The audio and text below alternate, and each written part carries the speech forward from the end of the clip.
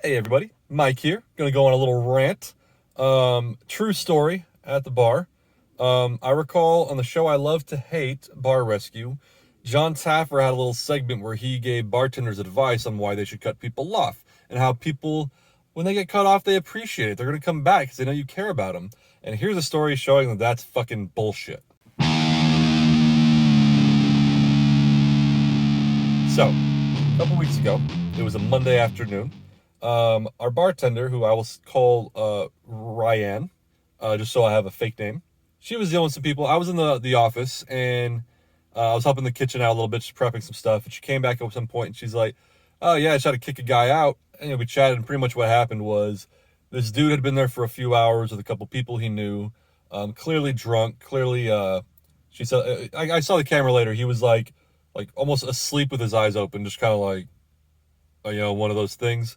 And a bunch of regulars at the bar confirmed like this guy was drunk. He should not have been served, etc. Even his buddies, when they left him, said, "Hey, you should not serve him anymore. Just give him water."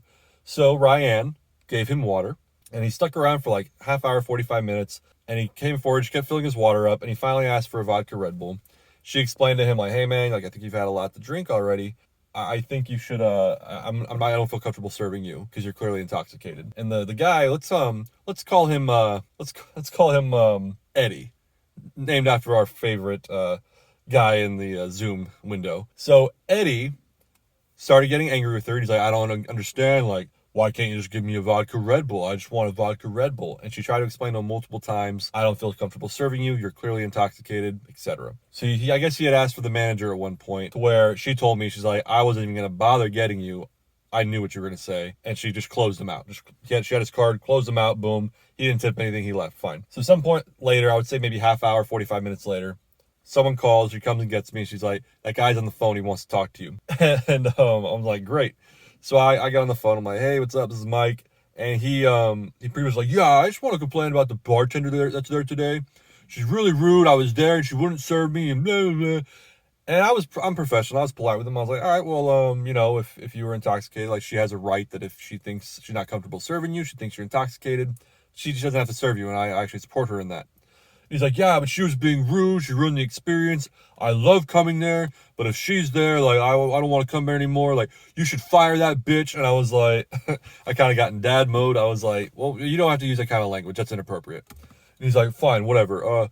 He kept ranting, saying the same thing over and over. And I was like, "Where were you sitting? I'll look at the camera to verify what happened. I'll look into it, etc." And he's like, "You just need to fire her. She's horrible. I come there a lot. If next time I come in there, if she's there, we're going to have a problem." And I was like, "What does that mean?" On the phone, I was like, "What does that mean? Like, we're going to have a problem? Like, the bar's going to have a problem? Or like, she's going to have a problem? Like, what do you mean?" And he was like, "I'm just saying, if I come in there and she's working, there's going to be problems." And I said straight up to him, I was like, "Look, dude, you pretty much just threatened my staff, like my bartender. You threatened my staff. Like, that is not okay. Just to give you the heads up.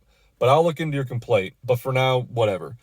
And he was like, "Fine," and we hung up. The phone's in front of the regulars, so they all kind of heard the conversation. We all kind of laughed about it. I didn't think much of it. Dealt with this shit before. And so I leave. I live about 25, 30 minutes away. I get home, and when I was leaving, the nighttime bartender came on. So they're about to transition out. So I get home, and the bartender, Ryan, texted me or called me. I'm sorry, I think she called me, or one or the other. And she said he just called back, and the nighttime bartender answered it, and she said that he pretty much was like, "Hey, I'm coming back, and I'm coming for her." Like the Ryan, she's like, whoever's bartending in the daytime, I'm coming for her. I'm coming back. I'm coming for her. And I told her, I was like, "Well, straight up a threat." I was like, "Have you called the police yet?" She's like, "No." I was like, call the station, call dispatch, have them send somebody out, etc." And I guess he called once or twice more, saying like, "I'm on my way in, I'm coming, the manager's there, cool, but I'm coming for you." So she stayed in the back, and she was filling out an incident report. Because like I said, I live like 30 minutes away, and at this point, traffic was not on my side. So I was like, if I was going back, it's going to take me 45 minutes to an hour. My partner was also indisposed, whatever the fucking term. So I was like, "If you need me to come back, I will." And she was like, "I think it'll be okay." So literally, as we got off the phone, a couple minutes later, she texts me. She's like, "He's here." I call her immediately. Apparently, this guy didn't make it inside the building. Our security guard was there at the time, stopped him at the door, and was like, "You're not coming in." And that's when he goes off. He's like, "Fuck you, fuck this place, fuck her, fuck the manager. This is bullshit." Blah blah blah. And I guess people inside the bar could hear him. So regulars who like know all of us started slowly like trickling out there to make sure the security guard was good. And he got intimidated by all these guys coming out. So he eventually left after throwing a fucking fit. He ended up calling the bar again, like multiple times. And the nighttime bartender, she knows who this guy is, tried to explain to him, like, dude, if you would have just left it at getting cut off, swallowed your pride and went home, there wouldn't be an issue. But now there's an issue. And I guess he was on the phone, was like, that was my favorite bar and you guys ruined it for me. Like, I'm not going to come there anymore. And she's like, well, good, because you're not welcome.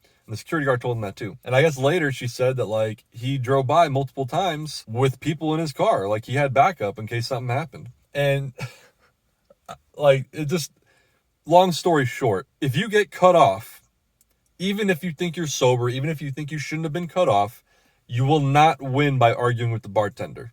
Just flat out, you will not win. And you'll look like an asshole no matter what you do. Especially if you threaten her and you threaten any other people on staff. Anyway, that went a little longer than I thought. I hope you enjoyed it. Quite the time for a fucking Monday afternoon. Have a good day.